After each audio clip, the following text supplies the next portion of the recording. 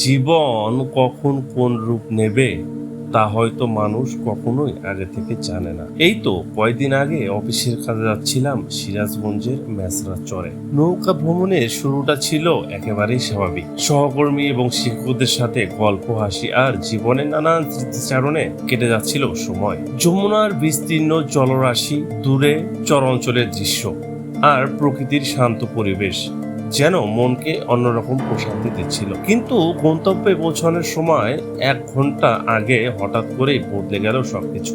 মুহূর্তের মধ্যে আকাশ কালো মেঘে ঢেকে গেল, শুরু হলো প্রবল ঝড়, বজ্রপাত আর মুষলধারে বৃষ্টি। চারপাশে শুধু অন্ধকার আর প্রকৃতির প্রচন্ড শক্তির প্রকাশ।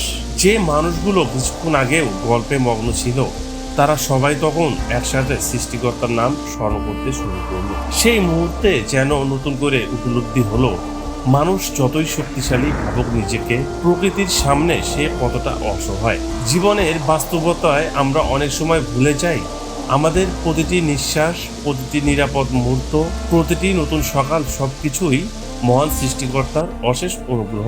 আলহামদুলিল্লাহ, শেষ পর্যন্ত আল্লাহর রহমতে আমরা নিরাপদে গন্তব্যে পৌঁছাতে পেরেছিলাম। এই ঘটনাটি আবারও মনে করিয়ে দেয়, সুখে হোক কিংবা বিপদে সৃষ্টিকর্তার প্রতি কৃতজ্ঞ থাকা এবং তার উপর ভরসা রাখা মানুষের সবচেয়ে বড় শক্তি। ভিডিওটি ভালো লাগলে শেয়ার করুন, আর এমন বাস্তব জীবন ভিত্তিক প্রামাণ্যচিত্র দেখতে ফলো দিয়ে পাশে থাকুন এবং চ্যানেলটিকে সাবস্ক্রাইব করুন। ধন্যবাদ। আসসালামু আলাইকুম।